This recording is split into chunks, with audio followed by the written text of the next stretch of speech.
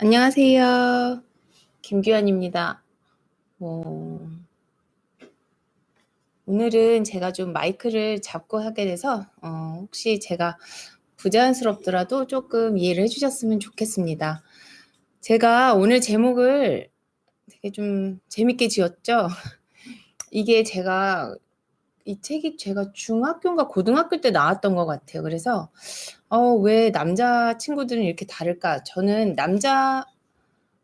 남녀 공학을 계속 나왔거든요. 중학교 때도 그랬고 고등학교 때도 그랬고. 그래서 왜 남자친구들이 이렇게 다를까? 이 생각을 굉장히 많이 했었거든요. 그래서 이 책을 되게 재밌게 읽었었는데 요즘 들어서 남자와 여자가 정말 많이 다르구나라는 생각을 많이 합니다.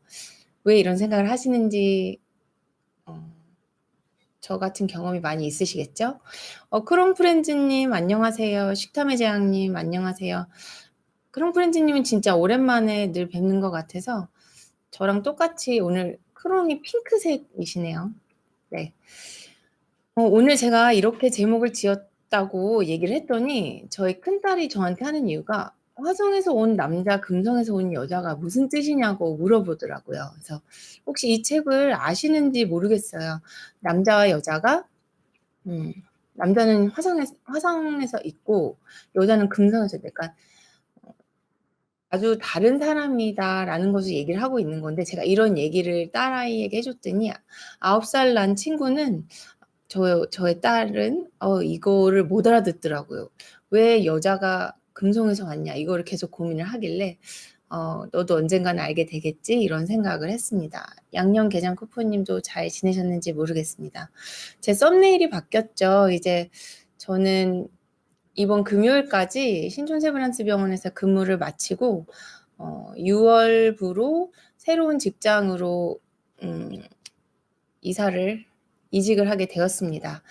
달짜님 세대 차이?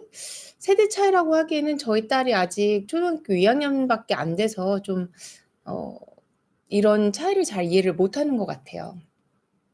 제가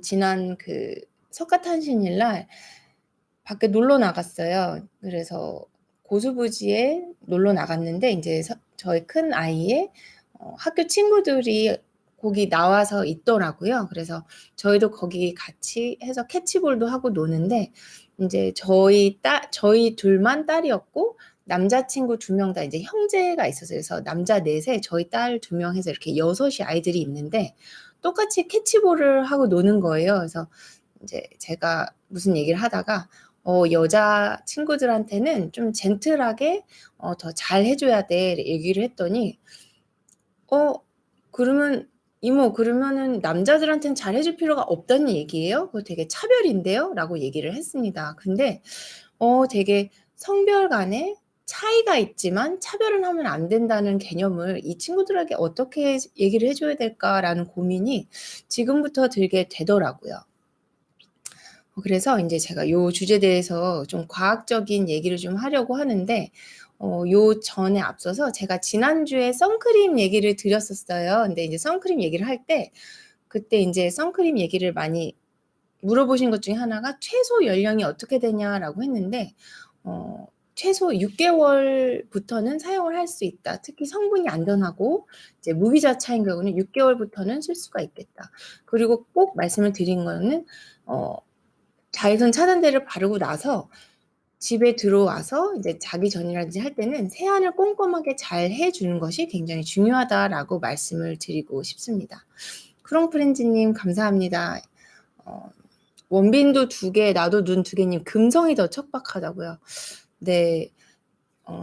네. 이거에 대해서는 되게 예민한 문제여서 말을 정말 잘못하다가는 정말 차별적인 얘기가 될까 봐 정말 조심해서 오늘 얘기를 해 보겠습니다.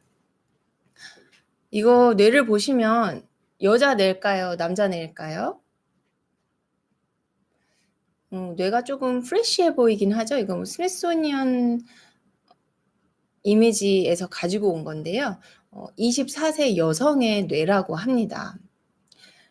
뇌만 보고 나서는 이게 여자인지 남자인지 알 방법이 없죠.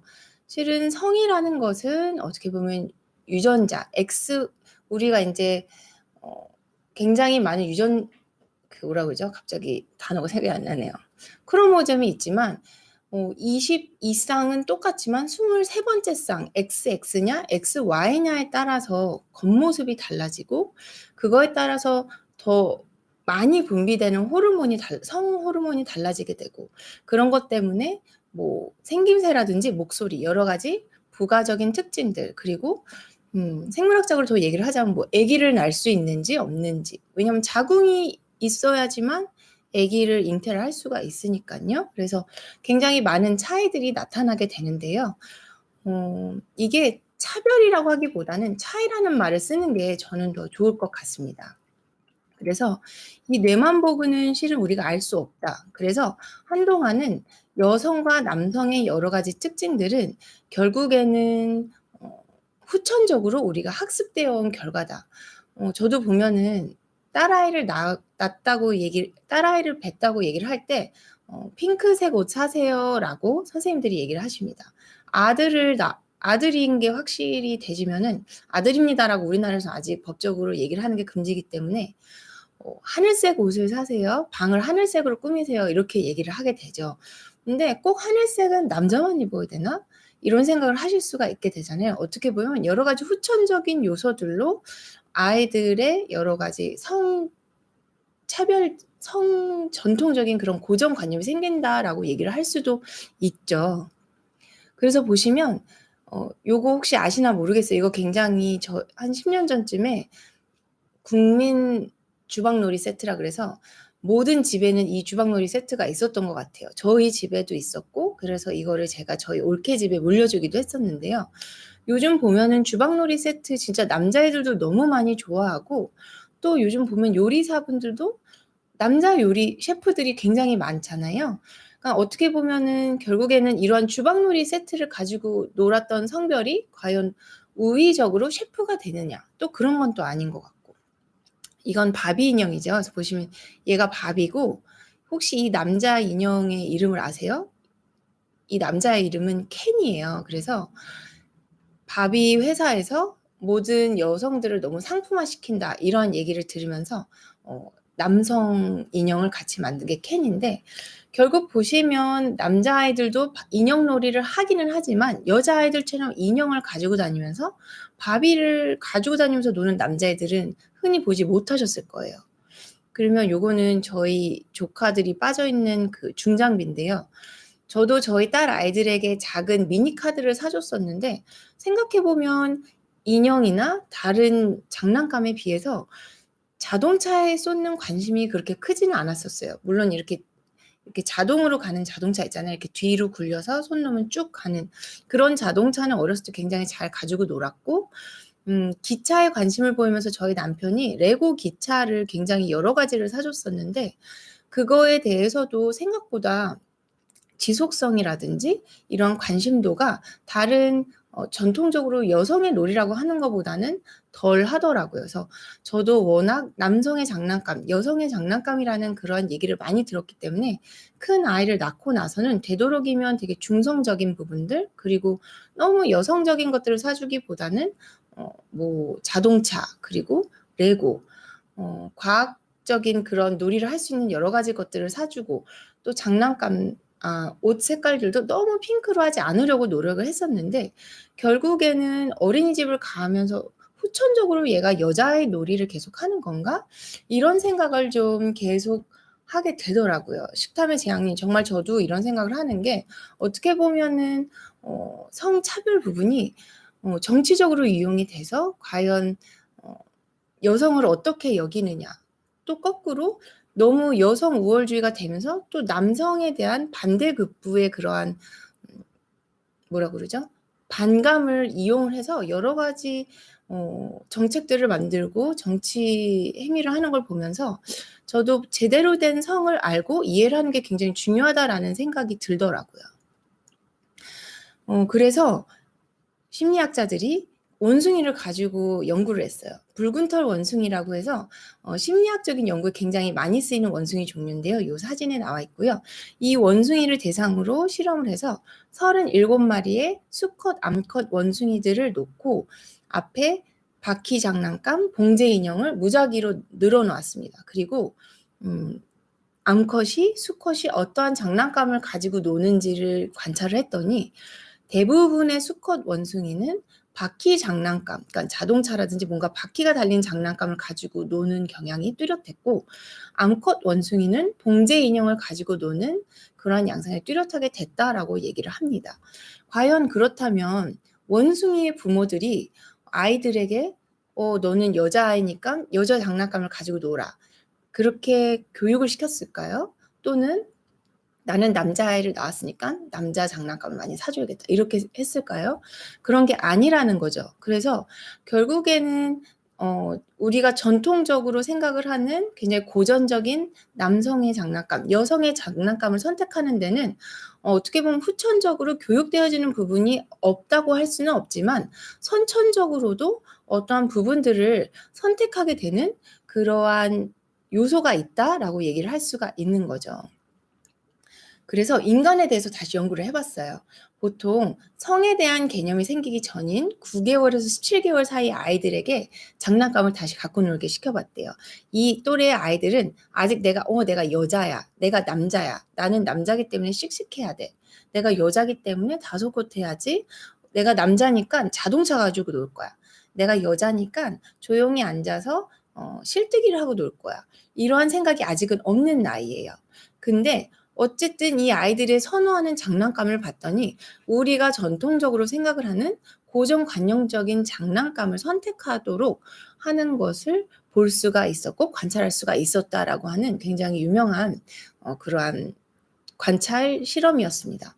제가 저 어렸을 때를 살펴보면, 제가 어렸을 때 사진을 보면 제가 굉장히 막 뛰어다니고 너무 남자애처럼 놀아서 제 이마에 이렇게 찢어진 자국이 있거든요.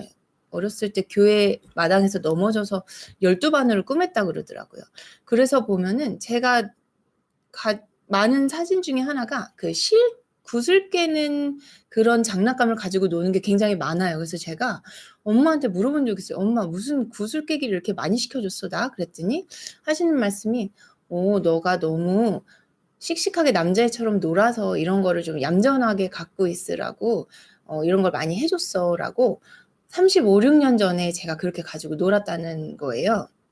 근데 제 남동생은 그렇게 실깨기를 하고 놀았던 사진은 없거든요. 늘 자동차를 가지고 놀고 굉장히 전통적인 남성의 장난감을 가지고 노는 걸 보면서 그때까지만 해도 남자, 여자라는 그런 개념이 굉장히 확실했구나라는 생각이 들었고요.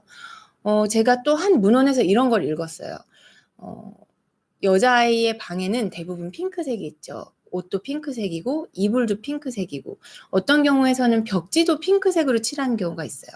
남자아이들 방 인테리어 이런 거 검색을 하면 외국도 그렇고 대부분 푸른색 계열이에요. 근데 제가 읽은 것은 문헌에 뭐라고 나와 있었냐면, 핑크색은 굉장히 사람으로 하여금 심리적으로 이렇게 조금 안정되고 조금 차분하고 가라앉게 만드는 역할이 있다라고 얘기를 이렇게 문헌에 적혀 있었습니다. 그래서 컬러 테라피에서 핑크색을 쓸 때는 이렇게 조금 안정적이고 좀 조용하고 차분하게 만들 때 많이 쓴다, 이러한 얘기를 어디서 읽었는데, 결국에는 여자아이들에게는 이러한 얌전하고 조용하고 조신한 이러한 고정관념적인 그런 개념을 심어주는 게 사회의 어떠한 분위기도 있지만 우리가 사회 안에서 선택하는 이런 색깔들도 영향을 미칠 수가 있다라는 얘기를 하면서 정말 내가 여러 가지 생각을 아이를 키우면서 해야 되고 굉장히 다양성을 존중을 해서 아이에게 노출을 시켜줘야 되겠구나라는 생각을 좀 하게 되었습니다. 대부분 얘기를 우리가 하는 남성이 더 탁월한 능력이 있고 여성이 더 탁월한 능력이 있습니다. 그래서 여성이 더 탁월한 능력이 뭐 있는지를 보면 솔직히 이거는 100% 여자만 탁월하다라고 말씀드리진 않습니다. 상대적으로 더 여성이 탁월한 경향이 있다라고 말씀을 드리는 건데, 언어적 유추를 제외한 거의 모든 언어 영역의 능력들은 여성이 더 강하대요. 그러니까 물론 남성 중에도 언어 능력이 굉장히 뛰어난 사람들이 있지만 상대적으로 비교를 했을 때는 여성이 더 뛰어나다는 거죠. 특히 독해를 한다든지 쓰는 능력은 남성에 비해서 여성이 상대적으로 조금 더 점수가 높다라고 얘기를 하는 거고, 미세 운동 조정 능력 같은 경우에서도 남성에 비해서는 여성이 더 탁월하다라고 얘기를 합니다. 결국에는 미세 능력이 뭐가 있을까요? 그렇기 때문에 어떻게 보면은 요리라든지 바느질 굉장히 미세하게 해야 되잖아요. 이러한 부분들이 남성보다는 여성이 많이 하는 거고 그쪽에서 여성의 능력이 상대적으로 더 잘 발휘가 된다는 거죠. 어떠한 사물에 대해서 지각을 하는 속도도 남성보다는 여성이 조금 더 빠르다라고 얘기를 하고 있고, 장기 기억에서 정보를 검색하는 능력 역시 남자보다는 여성이 빠르다라고 얘기를 합니다. 이 얘기는 좀 보면은 옛날 얘기를 할 때 보면은 이거는 뭐 제 주변의 얘기를 봐도 옛날에 이런 일이 있었잖아. 옛날에 뭐를 했지? 이런 생각을 할 때 남자친구들이랑 얘기를 할 때보다는 여자친구들이랑 얘기를 할 때 그 속도가 더 빨리 캐치업을 하고 그거에 대해서 빨리 알아듣고 빨리 기억해내는 그러한 경향이 좀 있는 걸 저도 느꼈어요. 근데 문헌에서마다 이러한 얘기가 굉장히 자주 나오고 있더라고요. 그럼 상대적으로 남성이 더 탁월한 능력은 뭐가 있을까요? 어떠한 작업 기억, 그러니까 예를 들면 뭐 운동을 하는 거 또는 장비를 이용하는 것. 그러한 작업 기억에서 더 손쉽게 필요한 기억들을 검색해서 꺼내내는다는 거죠. 남성이 여자보다는 더 쉽게. 그다음에 시공간 기술도 상대적으로 여성보다 남성이 조금 더 점수가 높게 나온다라고 얘기를 합니다. 하지만 그렇다고 해서 여성이 시공간이 모든 남자보다 낫다라고 할 수는 없어요. 근데 상대적으로 조금 더 그런 경향이 있다라고 말씀을 드리는 거죠. 그리고 복잡한 2, 3차원의 모양이 공간에서 회전할 때 수평에서 각도를 정확하게 결정을 한다. 그래서 이거는 어떻게 보면 여성보다는 남자가 운전을 할 때 조금 더 덜 사고를 낸다? 그래서 왜 운전 잘 못하는 사람을 굉장히 좀 낮춰서 김여사라고 부르잖아요. 제가 김씨긴 한데 그런 거 보면은 확실히 어떠한 공간에서 각도를 계산하거나 정확한 그러한 공간 감각적인 부분들을 할 때는 남자가 여자보다는 조금 더 뛰어난 것 같아요. 움직이는 물체를 추적하고 발사체를 조준하는 능력도 여성보다는 남성이 더 탁월하다 상대적으로 이렇게 얘기를 합니다. 그러면 이거는 진짜로 우리가 앞에서 계속 얘기를 했던 후천적으로 어떻게 교육되어지는 부분인가? 아니면은 정말로 뇌 안에서는 이러한 부분들이 정말로 아예 코딩이 되어 있고 회로가 그렇게 될 수밖에 없을까라는 의구심을 갖게 되는 거죠. 저는 남동생이 있어요. 그리고 저 친정 아버님이 굉장히 가정적이시고 굉장히 엄마만큼 어쩔 때는 엄마보다 더 섬세하게 저의 감정들을 이해하고 대화가 됐을 때가 있었어요. 그래서 제가 비록 남녀공학을 다니고 제가 이과반이어서 남자애들이 훨씬 친구들이 많았지만 그래도 남자와의 대화가 그렇게 여자와 대화하는 것보다 많이 다르지 않구나를 느끼다가 또 결혼을 해서 외과 의사인 저희 남편과 살면서 조금 우리 아빠랑 우리 남동생이랑 다른 남자네라는 것을 느꼈을 때 굉장히 당황했었거든요. 왜 이렇게 조금 다른 남자들이 있지? 라는 생각을 했을 때 또 뒤돌아보면은 제 친구들도 저희 남편 같은 남자친구들이 굉장히 많이 있었거든요. 그러면은 과연 이 남자의 남성성, 이 대화의 기술, 사고의 흐름, 그리고 행동하는 것들이 과연 교육에 의해서 되는 걸까? 우리 남동생은 우리 아빠를 보고 그렇게 여자들에게 이렇게 행동하는 거를 보고 자라서 이렇게 하는 걸까? 아니면은 아예 뇌에 그렇게 얘는 돼 있고 우리 남편은 조금 다른 프로그래밍이 되어 있는가? 이거에 대해서 굉장히 많이 고민을 했었는데 결국 제가 거의 10년 되는 제 결혼 생활에 있어서 남편에 대한 저의 입장을 정리한 결과가 맨 뒤에 있는데 그거에 대한 부분을 외로 부부 관계 코칭하는 책에서 굉장히 많이 저와 같은 결론을 내고 있더라고요. 그래서 내가 상담에 조금 일가견이 있구나라는 그런 성급한 일관화를 하기도 했는데요. 어쨌든 이 남성과 여성의 다른 이유를 한번 제가 봐볼게요. 크롱프렌즈님 한 번도 아내와 말다툼을 이긴 적이 없네요. 기억부터 안 나죠. 네. 저희 남편도 이런 일이 있었잖아요. 제가 얘기를 하면 그래? 나 처음 듣는 얘긴데? 나 기억이 안 나. 그래서 가끔 제가 이렇게 남편이랑 말했던 내용을 뒤돌아보면 '무슨 청문회를 했나?'라는 생각이 들 때가 있어요. 근데 진짜로 왜 남자들은 기억에 없다라고 얘기를 하는지, 여자들이 막 얘기를 하는데 그 사고의 흐름을 쫓아올 수 없는지가 뒤에 나오더라고요. 그래서 제가 그거를 같이 말씀을 드려 볼게요. 그래서 결국에는 여성의 뇌, 남성의 뇌, 아까 앞에서 사진만 보시고는 남자인지 여자인지 저희가 알 수 없지만 결국에는 교육으로 결정된다라고 생각을 했지만 최근 들어서는 계속 뭐 MRI, 뭐 스펙트 여러 가지 영성의학적인 기술들이 발전을 하고 뭐 여러 가지 신경 전달 물질들이 발달을 하면서 결국 심리학이 신경학이랑 같이 결합이 되면서 더 섬세하게 연구를 해봤더니 결국에는 결정되어서 태어나지는 부분들이 있고 그 이후에는 어떻게 보면은 교육과 환경에 의해서 다시 변형되는 부분이 있다라고 얘기를 한다는 거죠. 이치금님 안녕하세요. 오랜만에 오셨네요. 옆집 가서 놀다 오시면 안 되죠. 저와 함께 남은 시간을 해주셨으면 좋겠습니다. 결국에는 이게 성호르몬의 영향이라는 거예요. 성호르몬. 그래서 뭐 에스트로겐, 프로게스테론, 여자에게 있는 여성 호르몬, 남성에게서는 테스토스테론이라고 우리가 얘기를 하는데 아시다시피 여성에게도 테스토스테론이 나오고 남성에게도 에스트로겐이 나옵니다. 하지만 어느 쪽이 더 강하게 더 많이 작용을 하느냐에 따라서 여성과 남성의 차이가 있다는 거죠.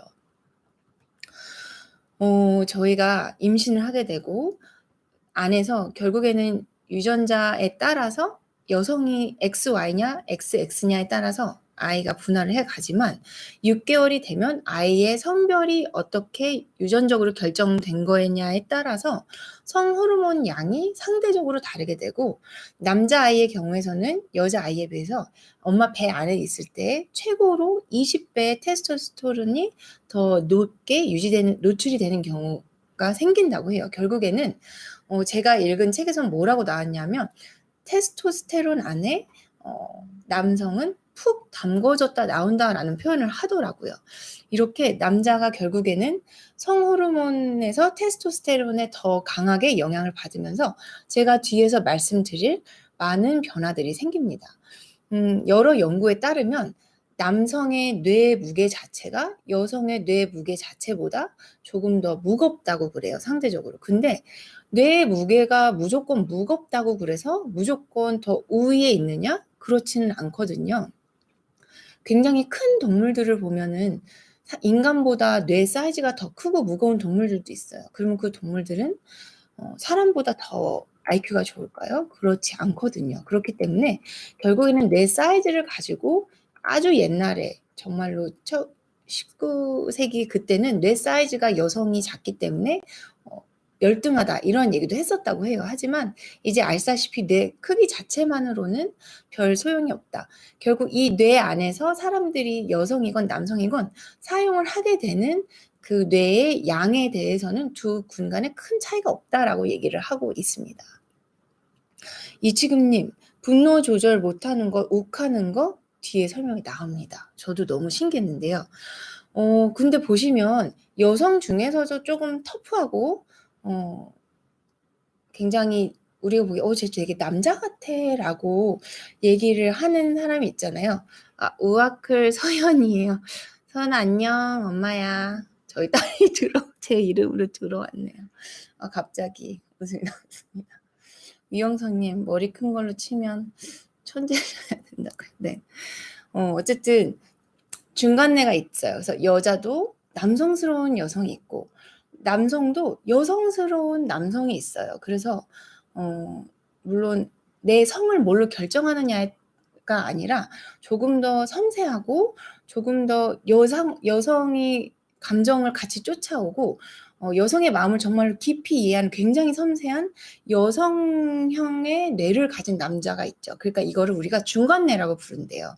근데 중간내가 있기는 하지만 어쨌든 아시다시피 여자와 남자의 양극화가 아니라 모든 정신과적인 문제들도 그렇잖아요.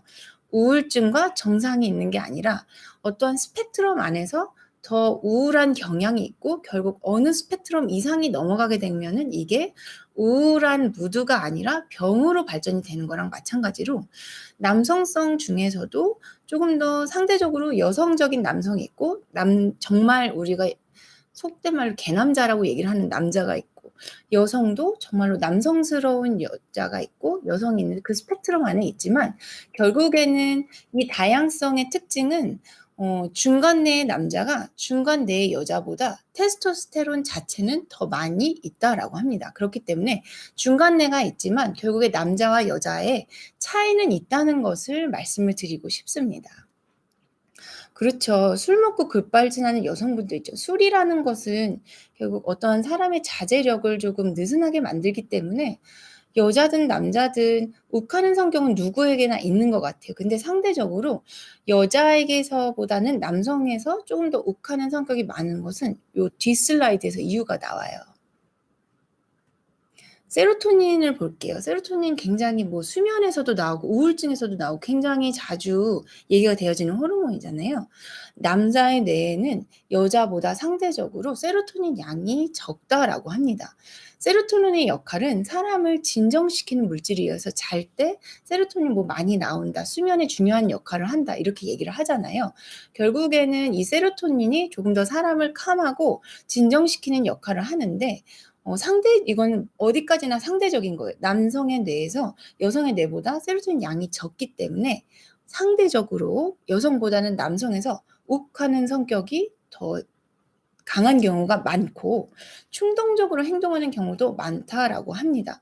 근데 어디까지나 제가 아까 스펙트럼을 말씀드렸다시피 정말로 세로토닌이 상대적으로 많은 남자와 상대적으로 세로토닌이 적은 여자를 비교하면은 또 그 정도의 차이가 있을 수는 있겠죠. 그러면 옥시토신이라는 거를 들어보셨죠? 옥시토신은 인제 수유를 할 때 뭐 젖이 돌도록 하는 그런 호르몬이라고 하는데 역시 남자의 뇌가 여자에 비해 적대요.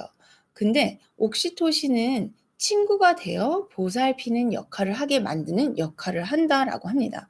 그래서 어떻게 보면 저희가 음 옛날에 스테로이드 호르몬이 나왔을 때 역할을 이제 fight and flight 그래서 어떤 위급 상황이 나왔을 때 얘랑 한바탕 치고 받을 것이냐 아니면 내가 질 것 같기 때문에 도망갈 것이냐를 결정할 때 굉장히 많이 나오는 호르몬이다라고 얘기를 하는데 어쨌든 사람의 여러 가지 생리적인 그 기본은 나를 보호하고 이 상황에서 내가 위급 상황에서 덤비냐 피하냐를 결정하는 데 굉장히 중요한 역할을 하게 된다면 이거와 반대 역할이 친구가 되어서 보살펴 주는 이러한 역할인데 이게 옥시토신에 굉장히 많은 영향을 받는다 그래요. 근데 마찬가지로 옥시토신이 많을수록 사람의 공격성이 낮아지고 즉각적이고 굉장히 직접적인 공감을 보인대요. 그래서 공감이 '아 정말 네가 그랬겠구나.' 깊이 그 자리에서 공감을 해 준다는 거죠. 그래서 어떻게 보면 여자와 남자의 비교를 하는 그런 만화들이 굉장히 많잖아요. 그래서 남자친구랑 만났을 때 여자가 머리를 바꿨는데 남자는 몰라요. 근데 여자친구는 머리를 바꿨을 때 단번에 알아본다는 거죠. "어? 너 머리 했어? 아 너 옛날에 곱슬머리가 더 어울렸는데." 뭐 이런 식으로 즉각적으로 또는 너 진짜 오늘 머리 하니까 너무 예쁘다." 남자친구가 그렇게 얘기했어? 야 걔 정말 나쁜 애다. 다음에는 이렇게, 이렇게." 이런 식으로 여자는 그 자리에서 공감을 해줄 수 있다는 거예요. 근데 남자친구는 이게 여자에 비해서 한 박자가 늦고 굉장히 마음 깊이 이 사람이 나를 공감해 주는구나를 느끼기가 쉽지가 않더라고요. 이게 어떻게 보면 '옥시토신의 영향이 있을 거다.'라고 얘기를 할 수가 있는 거죠. 그리고 유대와 공감을 더 쉽게 뇌의 언어 중추와 연결시킨다는 그러니까 결국 공감을 하고 유대를 하는 거는 남자도 할 수 있지만 이거를 입 밖으로 내뱉는 거 물론 이 친구님 말씀대로 뭘 바꾼 거 알고 디스를 할 수도 있지만 어쨌든 이러한 것들을 말로 해 주고 위로를 해 주고 하는 것은 남성보다는 여성이 옥시토신이 상대적으로 많기 때문에 더 잘할 수 있다라고 얘기를 한다는 겁니다. 그래서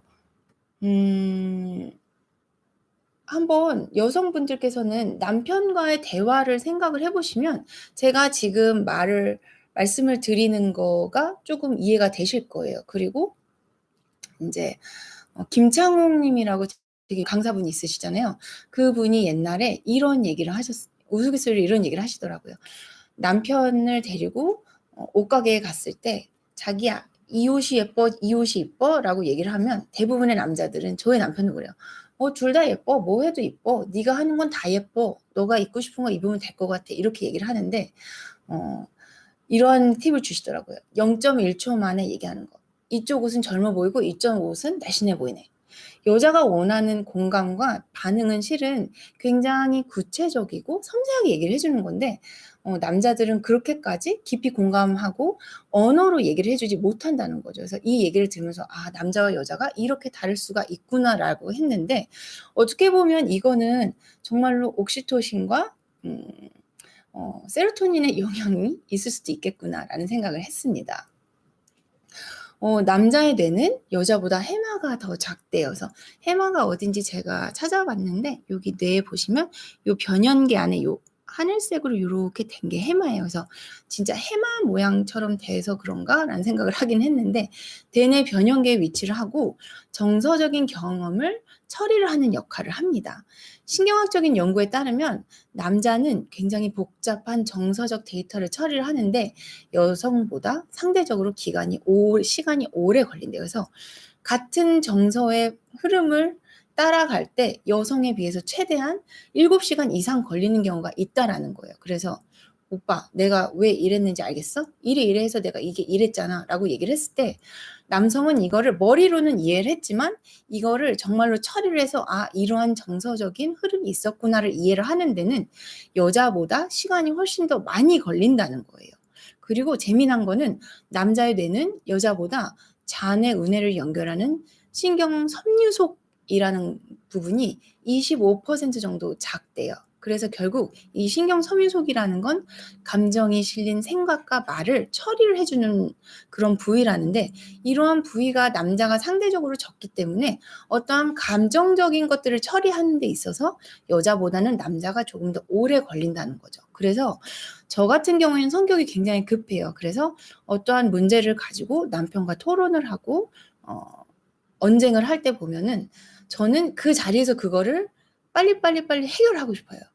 나는 이거는 이렇게 생각을 했기 때문에 이거는 내가 오빠한테 미안하고 잘못한 부분이지만 이 부분은 이렇게 오빠가 잘못한 생각이 있기 때문에 이거는 오빠가 이렇게 생각을 해줬으면 좋겠고 그래서 나는 이렇게 했으면 좋겠어. 이거를 아침에 다 해결을 했으면 좋겠어요. 근데 저희 남편은 제가 무슨 얘기를 막 하고 싶어 하면은 우리 이따가 얘기하자라고 얘기를 해요. 근데 저는 옛날에 이게 이거를 피하려고 하나? 나랑 이렇게 얘기를 했을 때 자기가 혹시 욱해서 화를 낼까 봐 이 순간을 조금 피하고 시간을 벌려는 거였나? 본인이 조금 생각을 다르게 하고 싶었나라는 생각을 했는데 바로 그거였습니다. 남편은 제가 얘기한 부분들을 자기 것으로 처리를 해서 저와 같은 대화의 속도를 나가기 위해서는 정말로 나중에 얘기해야 되는 시간이 필요했다라는 겁니다. 그렇기 때문에 얘기를 하는 것은 정서적 반응을 처리하는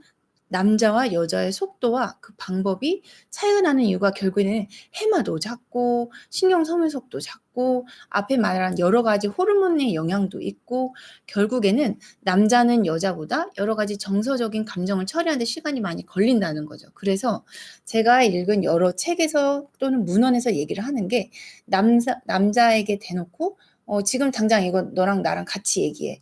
이따가 얘기할 필요 없어. 지금 얘기해라고 얘기를 하는 건 남성에게는 고문이라는 거죠.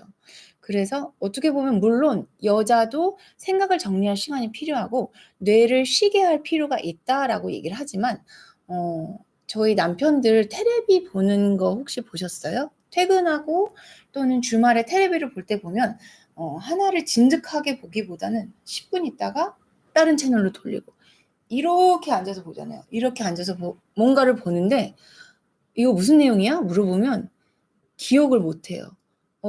뭐였지? 잘 신경을 안 쓰고 그거를 보는 거예요. 근데 그거는 어떻게 보면은 남자는 여성에 비해서 뇌를 쉬게 하는 시간이 필요하다는 거죠. 왜냐하면 그 시간에 프로세싱할 게 굉장히 많기 때문에. 그러면서 제가 요즘 저희 남편과 또는 남자들을 이해하기 위해서 제가 읽는 책이 있어요. 부부 학교라는 책인데 제 친구가 소개를 해 줬는데 거기서 무슨 얘기가 나왔냐면 남자들이 어떠한 기계나 특히 차에 많이 빠지는 이유는 차는 자기에게 말을 걸어오지 않기 때문이라고 얘기를 한대요. 그래서 여자들은 많이 물어보잖아요. 남편 뭐 했으면 좋겠어? 남편 이건 이렇게 했으면 좋겠지? 이건 이렇게 해줘. 하지만 차는 남편에게 대놓고 주인님 이제 엔진오일 좀 가시죠. 엔진오일이 이만큼 남았으니까 뭐를 어떻게 하실 게 좋지 않을까요? 내가 차 여기가 좀 까졌으니까 이번에는 무슨 코팅을 좀 하시는 게 좋지 않을까요? 라고 아무런 대화를 하지 않는다는 거예요. 그래서 어떻게 보면 남자들은 여성에 비해서 조금 더 뇌를 쉬는 시간이 필요하고 그렇기 때문에 아무도 말을 걸지 않는 그러한 자동차에 많이 빠진다라는 얘기를 하면서 여성들은 남성의 그런 시간을 인정을 해주고 그러한 부분들을 조금 확보를 해줘야지 조금 더 원활한 대화의 교류가 된다라고 얘기를 하더라고요. 그래서 이거를 보면서 나도 조금 더 남편이 테레비를 볼 때 하는 그러한 부분들, 이러한 부분들 이해를 해줘야 되겠구나라고 생각을 했습니다. 남녀의 뇌가 기능하는 방식이 다르다라고 말씀을 드렸죠. 세로토닌 영향, 옥시토신 영향, 뭐 해막 어쩌고 저쩌고. 그러면은 어떻게 해야 되는 거야? 이 사람을 내가 어떻게 해야 되지? 저는 처음에 남편을 되게 이해하려 했어요. 이 사람은 왜 나에게 이럴 때는 이런 반응을 보일까? 근데 생각을 해보면 이해를 할 수 있는 거에는 한계가 있더라고요. 왜냐하면 나는 이 사람의 머릿속과 가슴 속에 들어가 보지 않았기 때문에 이 사람을 도대체 이해를 하고 이 사람과 똑같은 흐름을 가려면 제가 따라갈 수가 없는 거예요. 그래서 제가 결론을 내린 저의 방법은 뭐였냐면 이 사람을 있는 그대로 받아들이자. 우리가 공부를 할 때 뭘 외우잖아요. 이거의 정의가 뭔지를 외우지 이게 정의가 왜 그렇게 되는지를 이해하기가 실은 쉽지가 않아요. 물론 과학적인 또는 이제 수학적인 어떤 원리는 어느 정도는 이해를 하지만 그 저변에는 받아들여지고 암기를 하는 부분이 있는 거죠. 1 더하기 1이 왜 2예요? 1 더하기 1이 왜 2개지? 이거는 눈에서도 보여지지만 이거를 어느 정도는 저희가 외우는 부분들이 있잖아요. 그래서 다름을 이해를 하려고 하면 너무 힘든 것 같아요. 그냥 있는 그대로를 받아들이고 그것을 인정을 하고 대신에 남편도 거꾸로죠. 부인을 이해하려고 하고 부인을 난 너를 이해를 못 하겠어. 굉장히 많이 저희도 하잖아요. 당신이 왜 그래? 나 정말 이해가 안 가. 근데 이해는 절대로 할 수가 없는 거죠. 저희 부모님조차도 얘가 왜 이렇게 행동을 하는지 이해를 하시지 못하시는데 하물며 엄마 아빠가 산 기간보다 나랑 짧게 산 이 남자가 나를 이해할 수 있을 것인가? 거꾸로 짧게 산 남자를 내가 이해할 수가 있을 것인가? 그래서 이러한 부분들을 하면서 결국에는 받아들여야 되겠구나라는 생각을 하게 되었고 제가 읽은 여러 가지 논문들 그리고 이러한 부분들을 얘기해 준 책에서 얘기를 하는 결국 결론은 이러한 다름이 있기 때문에 다름을 받아들이고 서로를 인정을 해주는 태도가 중요하다라고 얘기를 하고 있더라고요. 그래서 제가 요즘은 이러한 것들을 베이스로 저희 남편을 조금 더 많이 이해하려고 노력을 하고 있고 주변의 남성 동료들을 이해하려고 노력을 하고 있습니다. 그래서 금성에서 온 여자를 화성에서 온 남자가 받아들여주고 화성에서 온 남자가 금성에서 온 여자를 받아들여주고 제가 말을 거꾸로 계속 같은 얘기를 한 것 같긴 한데 서로를 받아들여줄 때 엄마 아빠가 서로를 받아들여주고 서로를 이해하진 못하지만 인정을 해줄 때 아이들이 그 안에서 조금 더 편안함을 느끼고 조금 더 안정된 정서로 자랄 수가 있다라는 생각을 했기 때문에 제가 실은 요거를 준비를 했습니다. 그래서 제가 저를 위해서 한 번 더 정리한 부분들도 있고 저와 같은 고민을 하시는 엄마 아빠들 그리고 어떻게 보면 혹시 어르신들이 듣고 계시다면 어떻게 보면 어르신이 되시면 아이들 문제에서 조금 더 자유로워지시기 때문에 제 세대 30-40대가 고민을 하는 것보다는 조금 더 많이 내 배우자가 왜 이렇게 하지? 라는 거에 대해서 힘들어하실 수도 있다는 생각이 들었습니다. 물론 더 삶의 연륜이 많으시겠지만 과학적으로 이런 원리가 있다는 것을 조금 기억을 하시고 조금 더 우리가 상대방 성에 더 맞춰줄 수 있도록 이해도 하지만 내가 훈련을 하는 2차적인 노력도 좀 같이 해야 될 것 같다라고 생각이 듭니다. 윤희님, 싸울 일도 별로 없으시다고요.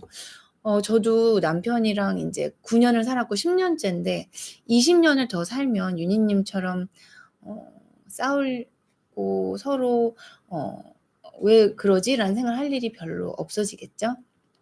맞습니다. 정말로. 근데 노력이라는 부분에 있어서 제가 정말로 많은 생각을 했어요.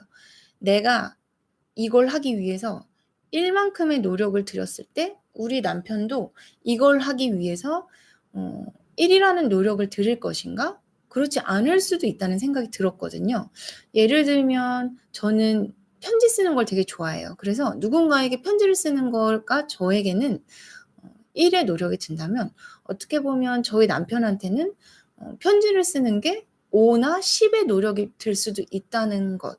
근데 밖에서 보기에는 똑같이 편지를 썼기 때문에 저는 남편이 일을 했구나라고 생각을 할 수도 있다는 생각을 얼마 전에 하게 됐어요. 그래서 내가 한 노력만큼 남편이 노력을 안 해주는구나가 아니라 저 사람은 저 사람 나름대로 어떻게 보면 나보다 더 많은 노력을 했을 수도 있겠구나라는 생각이 들어서 한편으로는 고맙다는 생각을 하게 되었습니다. 그래서 혹시 왜 내가 노력한 만큼 저 사람은 안 해주지라고 생각이 드셨을 때는 저 같은 생각을 또 같이 해봐 주셨으면 좋겠습니다. 안남주님, 만 4세 여아인데 태어나서 지금까지 동물 인형만 집착을 해요. 공주 인형은 쳐다보지 않아요. 정서적으로 문제가 있다고 보지는 않습니다. 아이마다 자기가 굉장히 집중을 하는 부분들이 있는 것 같아요. 어떤 아이는 조금 그 집중하는 부분이 굉장히 범위가 넓은 친구들도 있을 거고 어떤 친구들은 조금 좁게 유지가 되는 경우가 있을 것 같아요. 근데 이런 부분들이 있잖아요. 자폐 성향을 가진 애들은 뭐 기차를 한 줄로 세워놓는다. 기차만 집착을 한다. 근데 그러면 기차를 줄로 세워놓으면은 거꾸로 자폐인가? 그렇지는 않거든요. 자기가 좋아하는 선호도가 있고 그걸 좋아하지만 얼마든지 정서적으로 교류를 하고 사람들과의 커뮤니케이션이 가능하다? 그럴 때는 저는 그게 문제가 된다라고 보진 않습니다. 저희 조카 같은 경우에는 중장비를 굉장히 좋아하고 중장비에 대해서 저보다 많이 알고 있어요. 그래서 맨날 고모 이건 뭐야? 고모 이거는 뭐야? 이건 뭐 하는 거야? 라고 얘기를 해주는데 그거를 보면서 정말로 저런 것도 되게 좋겠다. 남자애들 같은 경우에서는 그 공룡 이름을 정말로 다양하게 알고 이거 육식인지 뭐 초식인지 뭐 하늘에 사는지 바다에 사는지 뭐 수륙 다 되는지 이런 거를 많이 아는 친구들 있잖아요. 여자애를 예를 들면은 디즈니에 나오는 모든 공주의 이름을 다 꿰고 있고 예를 들면 한 만화에 꽂히면 그 만화에서 보이는 정말 세부 사항들까지 그 공주가 신고 있는 신발은 무슨 색이고 무슨 동물이랑 더 노는 걸 좋아하고 이런 것들을 보는 친구들이 있잖아요. 그래서 저는 어떤 하나에 굉장히 깊이 빠지는 것 자체가 나쁘다고 생각을 하지는 않습니다. 하지만 다른 부분에 대해서도 충분히 부모님이 옆에서 같이 노출될 기회는 주시는 것은 중요하다라고 봅니다. 그래서 동물 인형을 집착을 한다고 해서 공물을 다 빼고 공주를 주실 필요는 없지만 이러한 공주들도 있다라는 거를 소개를 하고 오히려 동물들에 집착을 한다면 동물을 통해서 여러 가지 학습을 또 이용을 하실 수도 있고 저는 이게 나쁘다고 보지는 않습니다. 이치금님 갑자기 급발진하거나 분노 조절을 못하는 남자들도 테스토스테론 때문일까요? 테스토스테론 영향 때문에 생기는 세로토닌이나 옥시토신의 상대적인 빈도 플러스 혈기왕성한 부분들도 있는 것 같습니다. 그리고 어떠한 사람의 기질도 조금 있고요. 왜냐하면 10대, 20대 때 급발진하는 남자들도 있지만 그렇지 않은 남자애들도 있거든요. 그래서 무조건 테스토스테론 때문이다라고 하진 않지만 제가 앞에서 말씀드린 여러 가지 호르몬이라든지 뇌의 변화들은 그러한 경향성이 있다라고 말씀을 드리는 거지 이렇기 때문에 남자는 무조건 이렇다, 여자는 무조건 그렇지 않다로 이분법으로 생각을 하지는 않아 주셨으면 좋겠습니다. 윤희님, 딸 남동생이 둘이 있어서 그런지 남자애들이랑 많이 더졌던. 근데 저 같은 경우에도 남동생이 있고 남녀공학을 다녀서 상대적으로 여성들이 많았던 집단보다는 남성들이 더 많았던 집단에서 더 익숙했던 부분들이 있습니다. 근데 이거는 후천적으로 커뮤니케이션 스킬이라든지 그러한 부분들이 학습되어지는 부분도 어느 정도 있다라고 생각을 해서 저도 남동생이 있어서 남자아이들과 얘기를 하는 게 굉장히 편하고 남자 후배들을 대하는 태도도 부담스럽거나 힘들지는 않아요. 하지만 그렇다고 여자 후배들이나 여자 친구들을 대하는 게 힘들다라고 말하지도 않거든요. 그래서 상대적으로 조금 편안성이 있는 거는 맞는 것 같지만 어떻게 보면은 어떠한 본능적인 어떠한 부분들 플러스 말씀드리지만 후천적으로 학습되고 경험되어지는 환경과 교육적인 부분들도 굉장히 큰 영향이 있다라고 생각을 합니다. 그래서 저희 남동생도 어렸을 때를 보면 굉장히 욱하는 부분들이 있었어요. 그렇지만 생각을 해보면 막 남동생 3-4살 때 저랑 같이 바비 인형을 가지고 놀았었고요. 제가 막 대학생 때 이러저러한 힘든 문제들이 있으면 같이 맥주 한 잔 먹으면서 상담도 들어주고 제가 쇼핑 갈 때 같이 가서 옷도 골라주고 그래서 저는 어쩔 때는 남동생이 옛날에는 여자 형제가 보다 더 친하고 어떻게 보면 남자의 입장에서도 조언을 해줄 수 있는 장점이 있구나 이런 느낌을 받은 적이 있었습니다. 그래서 아마 윤희님 따님 같은 경우에서도 저와 같은 그런 부분들이 있을 것 같아요. 어렸을 때 레고랑 기차랑 조립보트에 빠져서 아들이 지금은 기계학 전공하고 계시다고요. 아마 그쪽으로 정말 많이 발전을 시켜주신 정말 좋은 어머니이신 것 같습니다. 위영상님 맞습니다. 반대로 남편을 받아들이기로만 하고